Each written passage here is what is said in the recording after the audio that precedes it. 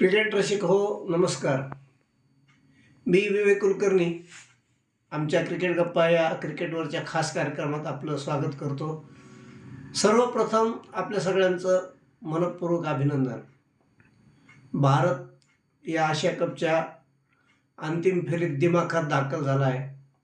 खरं तर आजचा विजय एक वेळ अशी वाटली होती, सुरुवात जेव्हा भारताचे 168 धावा झाल्या तेव्हा असं वाटलं की या धावा कमी आहेत आणि ज्या पद्धतीत बांगलादेशनी सुरुवात केली असं वाटलं की आज बहुतेक एक झटका बसेल.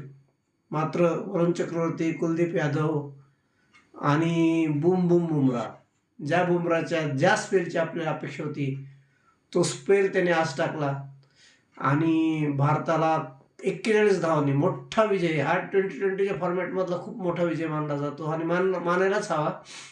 त्यामुळे भारतीय संघ आपला 5वा विजय नोंदवत आशिया कपच्या फायनलमध्ये डेरे दाखल झाला आहे आणि तेही शानमध्ये दाखल झाला आहे. आत्तापर्यंत भारत याचपर्यंत एकदाही पराभूत झाला नाही आणि हा मोमेंटमही असाच शेवटच्या सामन्यातही राहणार हे आपल्याला खात्रीपूर्वक सगळ्यांना वाटत असेल तर त्यात काही चूक नाही, कारण भारताचा परफॉर्मन्स आहे तो जगज्जेत्या संघाचा आहे. त्याच्यामुळे आणि मला खास कौतुक सूर्यकुमार यादवचं वाटतं. आज भारतीय संघाने तब्बल 4 ते 5 कॅच सोडले, पण त्याच्या चेहऱ्यावर एकदाही निराशा, चिडचिड असे दिसले नाही आणि हे उत्तम नेत्याचं लक्षण आहे. मला त्याच्यामुळं सूर्यकुमार यादवचं विशेष कौतुक वाटतं आणि ओव्हरऑल एकंदरीतच भारतीय संघातल्या प्रत्येक बॉलरचं आज जी बॉलिंग दाखवली, घातक गोलंदाजी म्हटलं गेलं होतं तीही आजच्या सामन्यात दिसली आणि भारताने बांगलादेशवर मोठा विजय मिळवून आपला फायनलमधला प्रवेश फिक्स केला. आता आपली एकच मॅच उरली, ती आता फक्त केवळ एक आपण त्याला असं म्हणू शकतो सराव, अंतिम फेरीच्या आधीचा सराव आहे.